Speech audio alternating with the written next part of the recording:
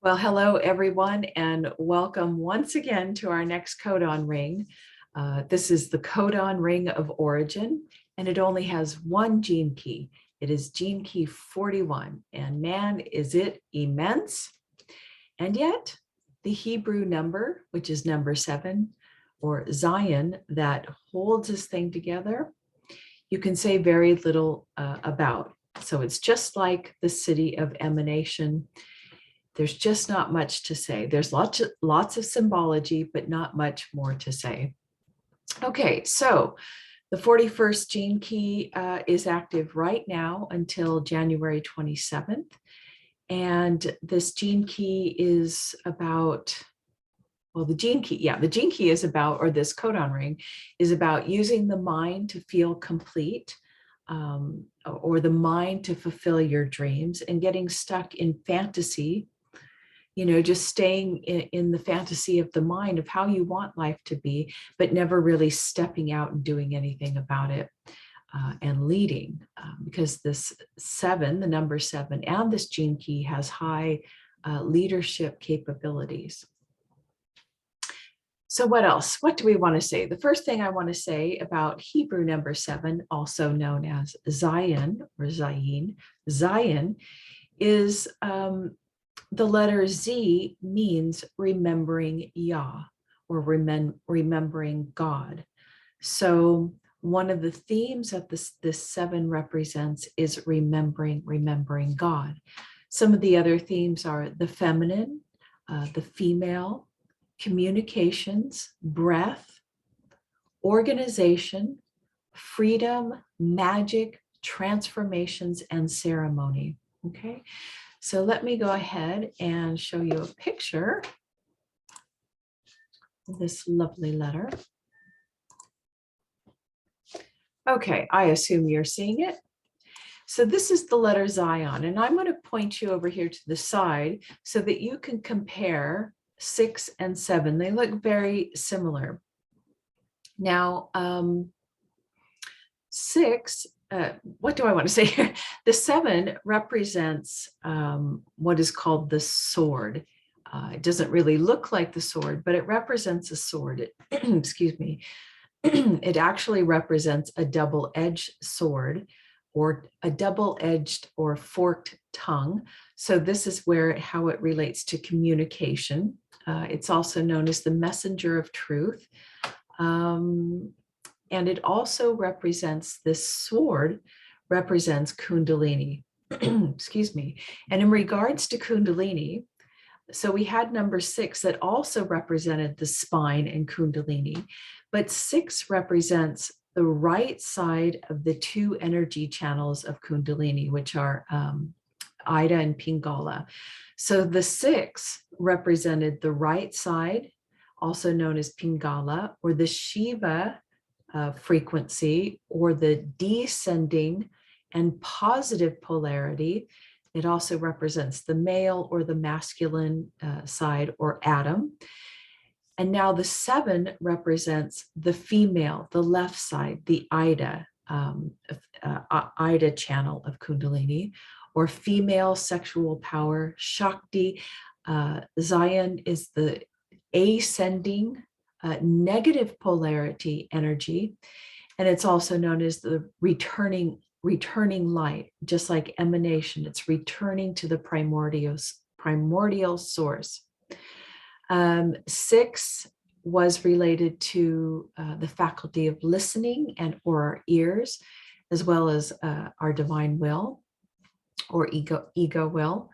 7 is related to breathing, the breath, and the breath so that we can open our ears, our inner hearing. I mean, we breathe to open our ears on a plane, right, when they get clogged. Because this 7 is about remembering God, and we do that, of course, through our breath. The 7 also relates to our imagination and intuition. So, again, with it being related to the breath, on the 7th day, God finished his work and breathed life into Adam, and Adam became a living soul. And this is what the 7, the ascending aspect of Shakti, gives us. When Kundalini ascends and meets Shiva in the crown, in the pineal gland, then we are said to be a living soul. Okay, what else did I want to tell you? Just an interesting note, the number 10 or yod, I think I spoke about, it's referred to as the hand of God on man, and it's represented by the kippah hats that they wear. Well, if you also know, the Jewish men wear the little curls of hair on the side down by their ears, right? And those are representing 6 and 7. They're representing the male and female aspects of the Kundalini, or masculine and feminine energies. Okay, so let's stop share. And I'm going to put you on pause for 1 second. There's always a little kitty that needs that needs help, right? Okay, kitty's in from out of the cold. Okay, so moving on, the symbol that's often associated beyond the sword, symbol for the number 7 is the fishing hook or a plum. And it's talking about or represents the 6 descending or Shiva energy that comes down into the world. And do we get hooked in the physical plane, or it also has many words related to it. It's also representing, are we the seeds that are coming down from God? Do we plant them? Do we grow them? Or do we lose our seed through our sexual release or distractions in the material world? So do we get hooked in the physical plane, or do we actually, through Zion, through our breath, through Kundalini, do we rise up and let that seed of God grow within us? Okay, so that's the symbology. So 7 is a seed planter or a God planter. All right, so 7 also represents the law of 7. And the law of 7 is that which organizes nature, creates changes and transmutations. And of course, that relates to this gene key, about this gene key being a start or initiator codon. It starts something new. Something has changed and transformed, and something starts new. And it also relates to the law of 7 changes. And I can't remember exactly how it goes, but there's something like there is a predictable and predictable equation that life has mapped out and scientists have mapped out, of 7 predictable moves that are made in life and in someone's personality, that it takes 7 movements of something and then an actual transformation happens. And I know I've butchered that completely. There's a whole process to it, but there is an equation that verifies 7 particular movements to create one transformation. And that's what the law of 7 is about. So, if you're seeing things come up over and over and over again, I mean, it's like, don't they say every 7 years you have a new body or something like that? The 7-year itch, something changes. So that's what this is about. But if you see things, coming up all the time, then it's just this process, this 7-stage process before the real transformation can happen. And I would suspect, and from my own experience, that when Kundalini is involved, after that 7th shift, then the transformation becomes actually a burning away, and it is no longer active.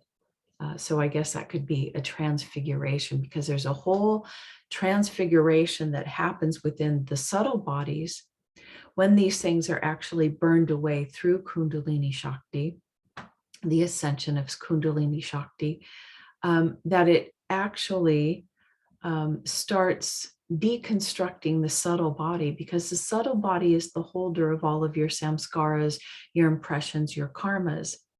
And once those get burned away, then you no longer have subtle body, or it becomes less and less and less. And of course, more light comes in and you feel lighter. Okay, so moving on with all these 7s, we know all the 7s in the world, but in the Hebrew tradition, of course, the menorah, 7 candles relates to the 7 bodies of man, 7 chakras. 7 represents the atmic or the atman, the highest level, I think, the highest atmic self. 7 also relates to magical powers and all of its strength through using sexual magic for transformation. So the 7 is really about sexual, tantra, sexual tantric practices, sexual magic. This relates to the 7th ray of creation, transmutation, magic, and ceremony.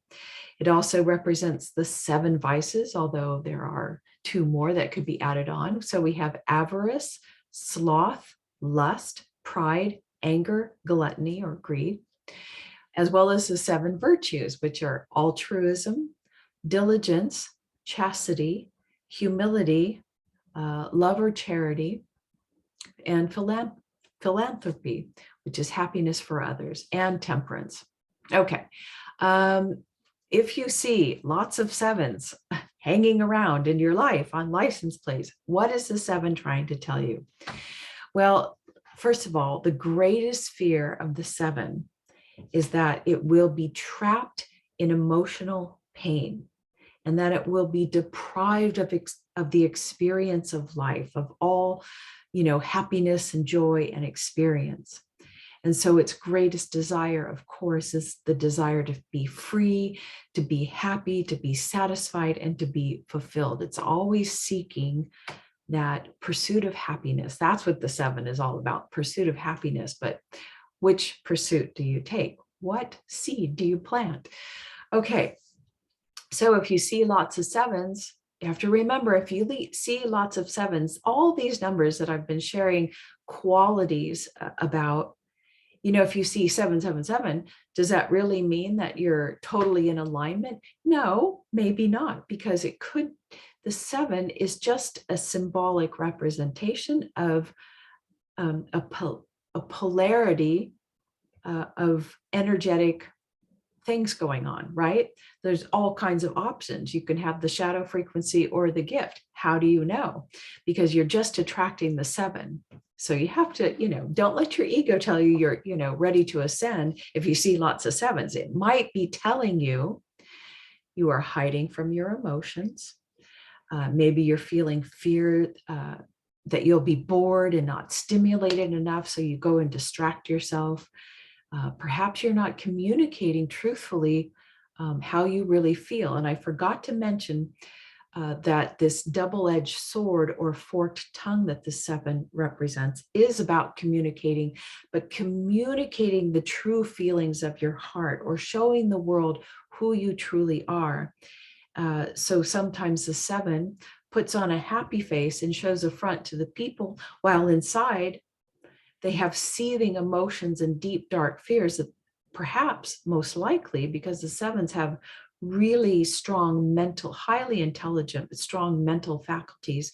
The mind is so strong, it will tell you, oh, you've healed it already. No worries. You just go out there and pretend you're happy, put on all the beautiful clothes and go to the parties. And you put on a facade. So that's the double-edged sword.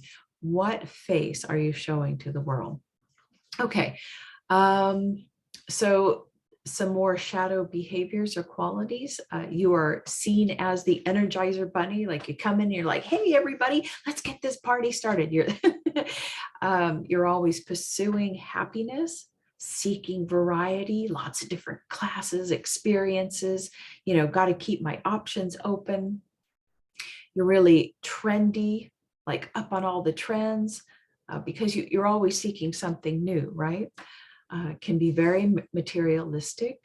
And at the lower levels of this, we can become not just energetic, but hyperactive, scattered, flippant, storytelling, joking around. And the perfect example of this shadow manifestation is from the late Robin Williams. Fast talker, storytelling.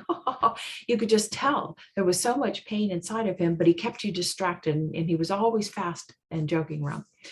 What else? Sevens at the unhealthy level are uninhibited, excessive, hedonistic, cavalier. Oh, just get over it. Oh, I'm over it. Extreme living. This is adrenaline junkies. Reckless. They become manic depressive. Sadomasochistic. Like I said, adrenaline junkies. And at their lowest level, they become very paralyzed, claustrophobic. The world's closing in on me, and sadistic. Now, doesn't that sound charming? At the healthy levels, of course, at the healthy levels, you are beginning to let go of the conviction that objects and experiences can fulfill me from within, okay? And so your attitudes and behaviors are looking or anticipating evolution of your own inner being. You are productive, engaged in life, self-confident. You can manifest your dreams. You're just not living in the mind and fantasizing about it, or totally distracted and paralyzed about them. You are synthesizing life. You're a very good multitasker, easy for me to say. You're idealistic, cross-fertilizing. Okay. Now that can sound like variety seeking, but you're more grounded in reality. Okay. You are vivacious, outgoing, spontaneous, cheerful, happy. You are truly a free spirit, and people will know you as a free spirit, a healthy free spirit, because once again, that can look like variety seeking. You are forward-looking, receptive. You're bringing spiritual into the material plane. You are content, sober, grateful, appreciative, savoring life just as it is, joyful for life just as it is, and you feel fully satisfied even in your darkest hours. Even when the dark feelings come up, this satisfies you and you recognize why they're here. Okay, so that's the 7. A lot of words to talk about, such an immense number and gene key. Yeah, the 7 really wants to, when I first turned on Zoom, the lighting was really bad and I looked really washed out. And so I had to put on some heavy eyeliner. I mean, I just looked washed out. And then it hit me. The 7, this is what the 7 truly does, or what emanation truly does, is it washes out the you that you think you are, so that there's no longer a you here, right? So you look, I looked completely white, like I was fading into the primordial source. And that's exactly what the 7 is all about. Okay. So are you wasting those seeds of growth, or are you planting them, right? Distracting yourself from your emotions or not? What face are you presenting to the world? Okay, until next time.